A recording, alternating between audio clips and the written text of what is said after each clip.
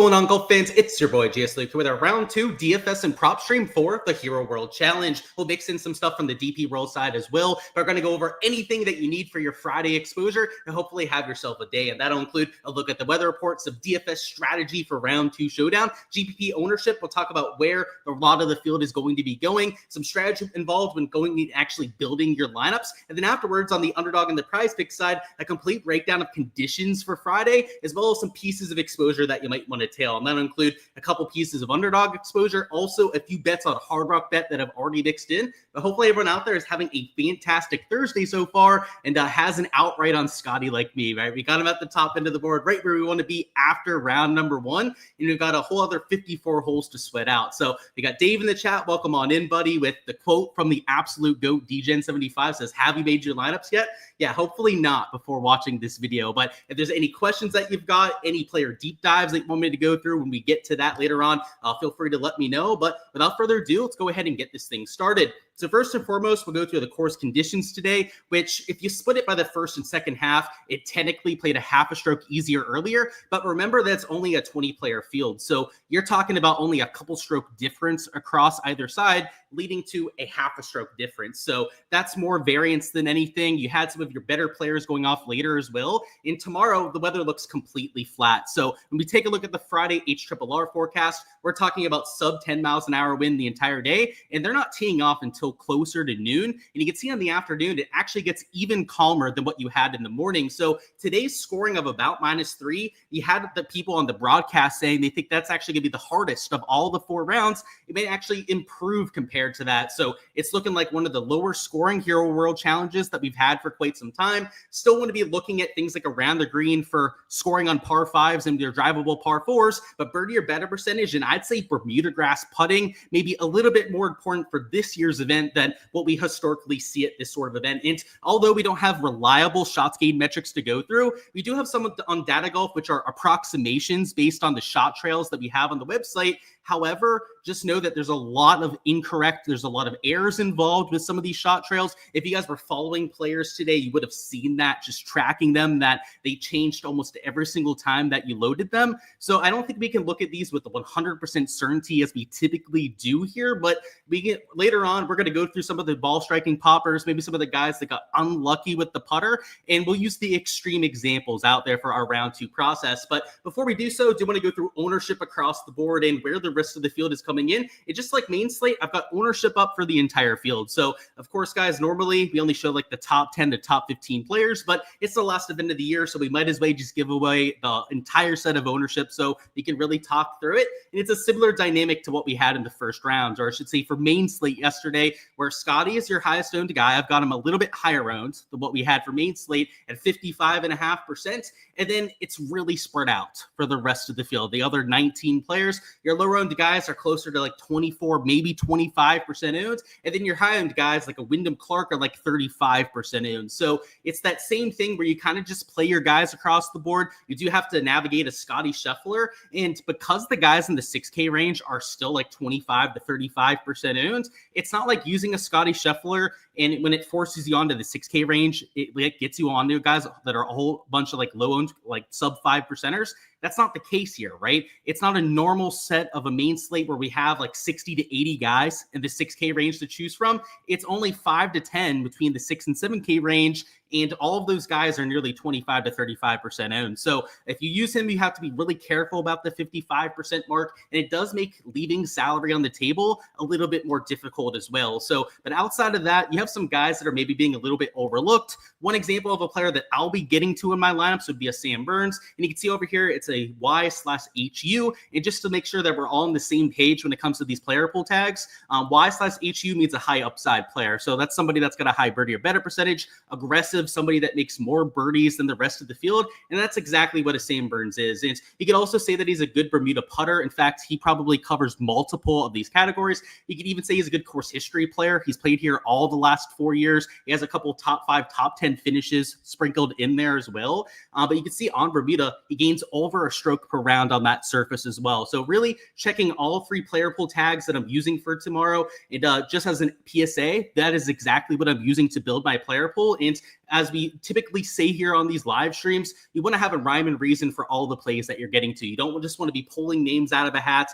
There's no real reason to do so, and especially in only a 20-player field. You got to be selective, try and find spots to get your leverage on, and by having very specific ways to get to plays is a good way to do so. And I guess the thing that's notable with this right side here is course history, high upside is always in there, regardless of what golf course we're playing at, as long as we have course history, of course. But we have good Bermuda grass putters in there, which isn't always going to be the case. That's kind of catering for the golf course that we're at this week. But also, we don't have the shots gained metrics on there. Like I said, with them being unreliable, me just tracking them all day and them being completely all over the place. I mean, you had shots that were 50 to 60 yards off of where they were. They were saying that people were chipping from 5 to 10 yards off of greens to like 70 to 80 yards in the natural area. That just completely throws off a lot of the stats that you're looking at. So I took them out of my player pool. I'm more so relying on the things that we don't have to use the shots gained metrics for, so that we don't get fooled by some of that errant data. So we're going to be showing you some of the stats in Sam Burns and the play that I like towards the bottom end of the board, but it's only in the extreme examples that I would really be using that stuff. And then the other player I want to point out is my guy Jordan Spieth at $7,000. And credit to Jordan, he did not have a good round today, but for what I could hear on the broadcast, he's been playing golf for the last 3 months, and he's been doing so with Scotty Scheffler, grinding it out, trying to figure out his ball striking. Apparently the putter's been ice cold for him, and you saw that today.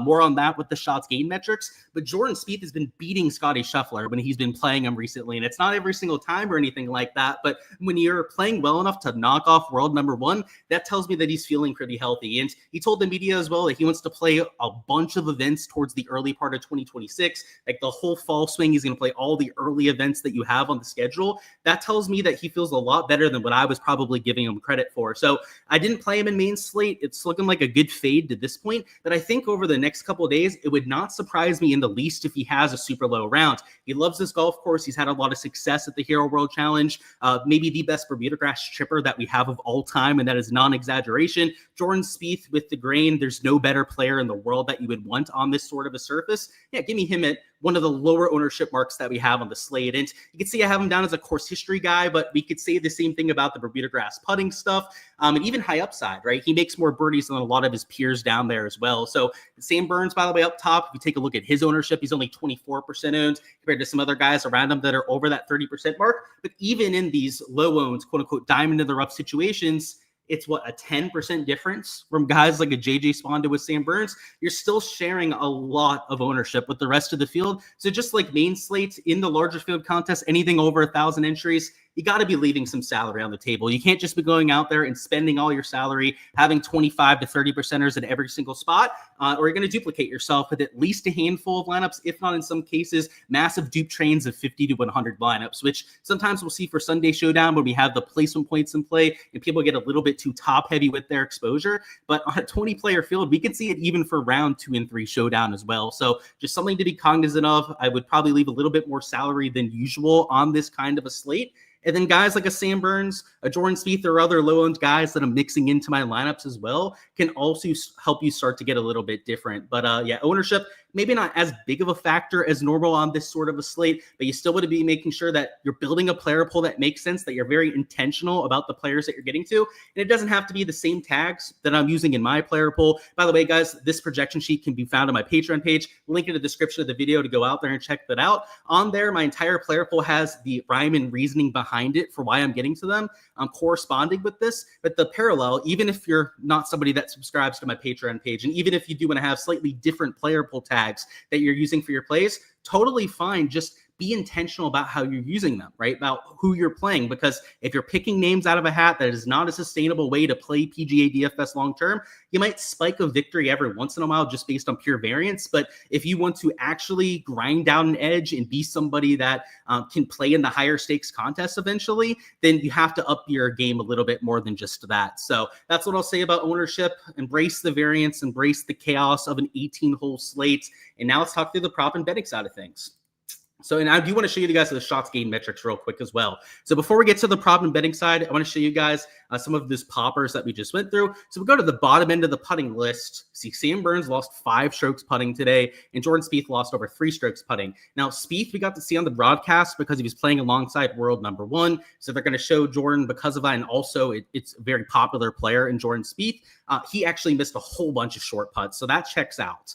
Also, with Sam Burns, we didn't get to see him a whole lot on the broadcast, but all the putts that we were seeing within 5 to 10 feet, he missed every single one of them. And they mentioned on the broadcast, the on-course reporter that was following Sam Burns and his partner said that Sam Burns had one of the worst putting days that he had ever seen, but hit the ball well. And if we take a look at the shots gained metrics, that checks out with the Sam Burns. So, this is one of the shots gained profiles that is probably a little bit more accurate, but because of how over the place the rest of the field was, like, I don't know how much I want to look at those sort of stats in my personal process. Now, if you want to trust them a little bit more than me, that could be the way that you get different on this kind of a slate. Maybe you do go to this shots gained ball striking tab and you use that to try and find your top players. So for example, if we do that over here and just sort it by shots gained ball striking, number 1, Scotty. No crap, right? He makes a lot of sense around this golf course. But Burns, number 2, JJ Spawn, number 3, Connors, number 4, and Rose, number 5.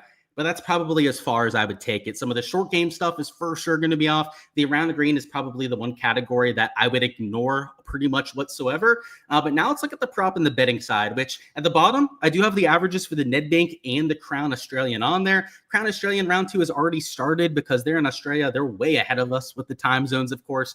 So no props really there. But Nedbank still doesn't have any props up on Prize Picks or Underdog yet. So we'll have to see if maybe they come around to that, as it doesn't start until a little bit after midnight. So there's still a chance for them to get some props up there for us to enter for round 2. But it played a little bit under par, which is actually easier than what we're used to seeing at that sort of event, but still a 71.76 scoring average. And with similar weather for round 2, it'll probably be about even par. I would say, if anything, it's going to get a little bit harder than what you had for round 1, just because that scoring average is so much easier than what we're used to seeing at that sort of a golf course. But I wouldn't expect any massive changes there. So once again, we'll have to see if we get any prop boards for that side. And then the Australian already started, but I guess if you're entering any PM wave props on the sports books, if any of them have strokes or birdie lines up there for the PM, you can compare the scoring average for round 2 and use it and kind of extrapolate it based on these round 1 averages, but you've got those down there at the bottom as well. But let's focus on the Hero World Challenge side, because that's where I've already entered some exposure for tomorrow. So scoring average was minus 2.95. That is much easier than what we had for the last couple years. On the broadcast, they said a lot of that has to do with the calm weather, and they actually said that today is probably the worst weather that they're going to have the entire week. To go back to the weather forecast, it's looking like it's going to be sub 6 miles an hour of sustained wind in the afternoon, and they're playing in the afternoon, right? After 11 a.m. is when they're starting. It looks pristine, perfect temperature-wise out there for your Friday exposure. So I think these scoring averages are going to be pretty accurate for round number 2, if not even get slightly easier than what we had for today. Now, I'm not going to project for that. I'm just going to put it at a -3 scoring average and call that my projection for tomorrow. But I would say that there's upside for it to play even closer to -3.5.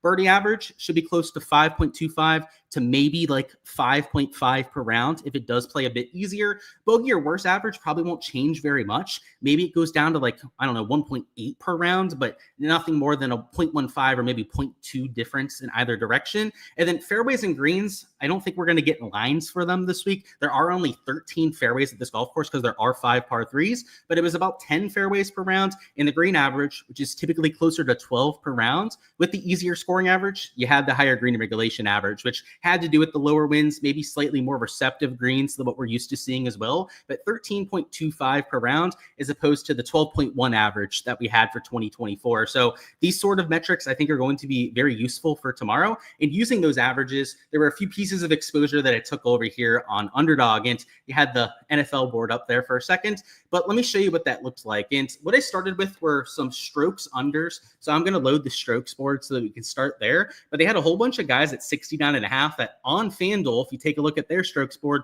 were -138 towards the under. So that included players like an Alex Noren. You can see now he's the 0.88x multiplier.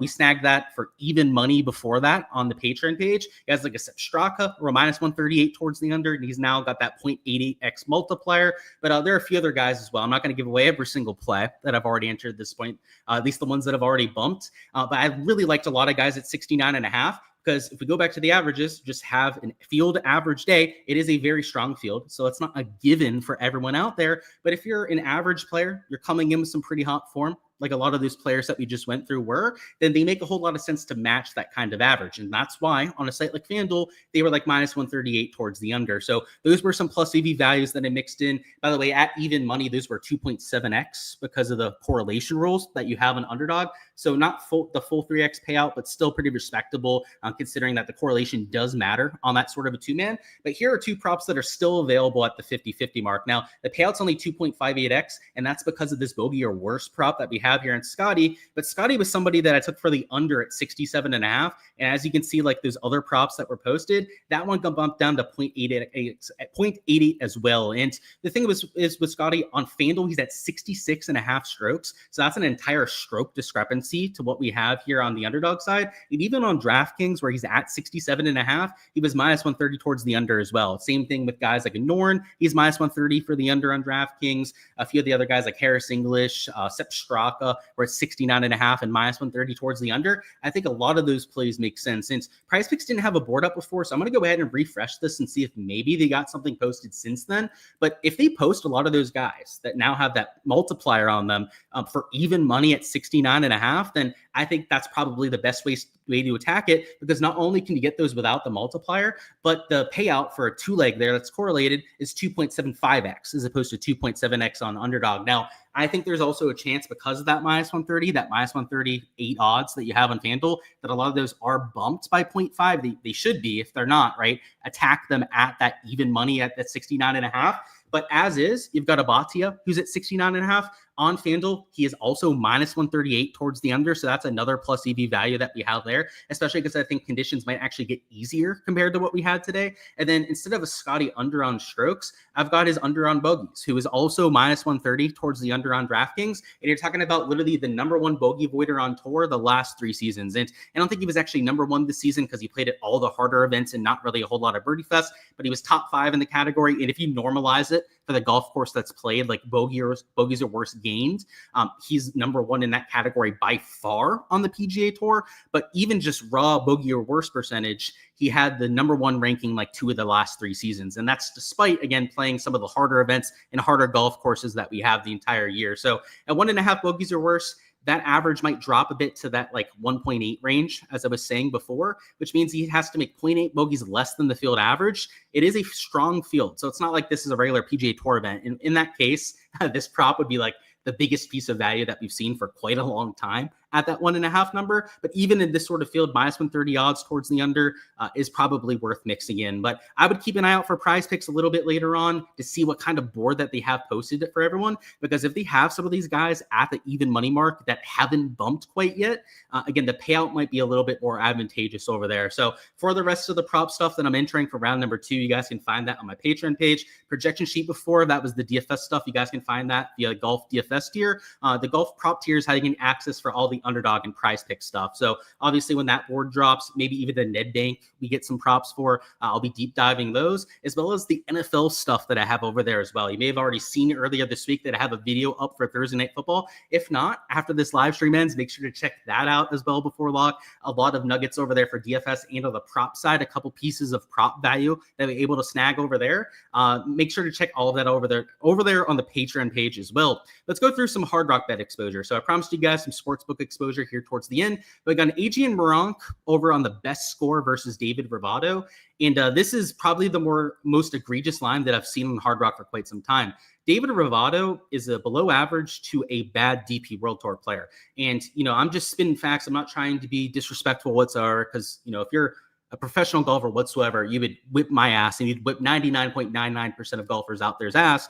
But compared to other professional golfers, he's not very good. He loses 0.88 strokes per round over his last 6 months on the DP World Tour. So losing almost a stroke per round is pretty gnarly stuff. It's not great, right? Over an entire event, it's losing 3 to 4 strokes at a time. Whereas Adrian Moronk did not have the best season. He's about a field average player on the Live Tour, but that's on the Live Tour as opposed to the DP World Tour. An average Live guy versus a bad DP World Tour player should not be minus 125 odds. So Adrian Moronk, I thought, was a no-brainer to take at that sort of number. And Moronk used to be on the DP World Tour, and I think this is probably the best way to compare those two players. Gronk used to be one of the best guys that you had on DP World Tour, winner over there, top 5 player in the rankings at the end of the season, top 5 player versus somebody that's missing more cuts than they're making, right? It just does not make sense to have there at minus 125. So that's a full unit bet for me. It might even be more aggressive than that. When it's all said and done, might even add a little bit of exposure there because I do think it's just so off with the odds. And then the other one I took is going to be for the Australian Open. So this locks in, I think, an hour. So if you're watching this on replay, it might be gone by the time you go out there and try and snag it. But it's Cam Smith versus Elvis Smiley. And I played this for round number 1, this exact same prop, same odds at minus 115. And if you take a look at the leaderboard, Elvis Smiley was your first round leader. So I obviously did not end up hitting that bet, but the reasoning behind it holds, and it's the same odds, it's the same situation. So I'm going right back to it.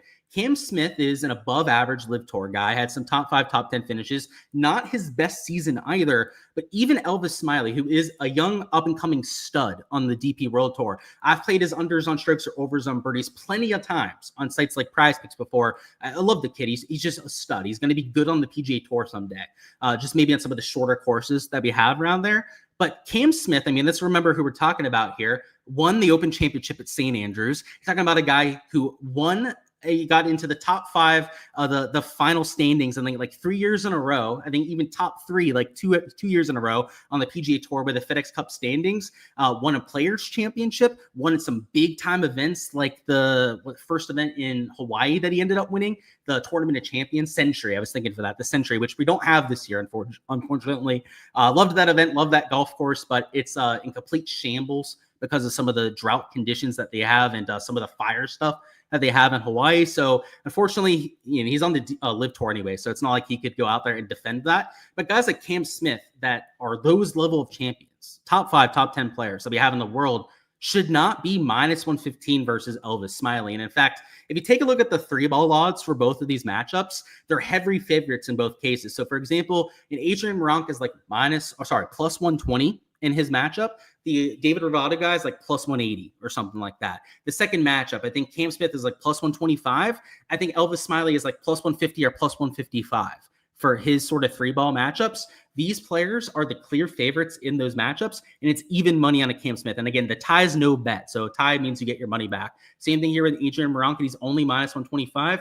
2 pieces of value that I mixed in on a Hard Rock. And the reason for these is that these markets aren't available on other sites like Draftkings and Fanduel. And normally that's what Hard Rock Bet will do, is they'll just rip those odds and just use them for themselves. But when they don't have those to compare to, their lines makers are kind of held out to dry a little bit, and you can catch them with their pants down just like this. So that's oftentimes where my strategy and where my attention goes on a site like Hard Rock Bet, and trying to grind out that kind of value. And there's more exposure on top of this as well that I've posted over there on the Patreon page. But let me go over any last second questions that we've got in the chat. Let's have ourselves a round number 2. Best of luck with everything that you guys are entering, whether it's in the large scale GPPs or with any prop exposure that you're entering. I hope we can cash out and have ourselves a day. And Jose says, Luke, would I consider doing NBA props? I used to, Jose. So if you go way back on my YouTube channel, I used to do videos daily on NBA props. I still enter them myself from time to time, but I am way too unplugged with NBA to be doing that right now and be doing it at a level that I feel confident with. But maybe I'll start to pay attention a little bit more over the next couple months, Jose, get a little bit more plugged in with the sport. But as of right now, you would not want my plays for NBA. I have a lot of success on the DFS streets when it comes to NBA, and also I've got to be more plugged in to do that. Haven't been playing over the last year or so, but that's a sport that I do have a really good grasp of, particularly with the analytics side. I've never played basketball. I can tell you that. It's the only sport for DFS that I've never played before, which there could be like a sneaky good thing to that, right? It's like just purely looking at the numbers rather than quote unquote knowing ball, like a lot of people do in those other sports. But yeah, maybe at some point, Jose, not currently something that I have enough expertise on to feel good about, but maybe in the future. But that's all, guys. I appreciate your support on the channel as usual. Smash that like button if you guys haven't already. Also subscribe to the channel so you guys don't miss any of the content to come. Rounds 3 and 4, we are going to be doing similar live streams to what we have here. So if you guys took something away from this, you learned something, you like the quick, straight to it format that we have here on these videos and live streams, subscribe so you guys don't miss any of the content to come. But that's all. I appreciate you, and I'll see you guys later tomorrow night.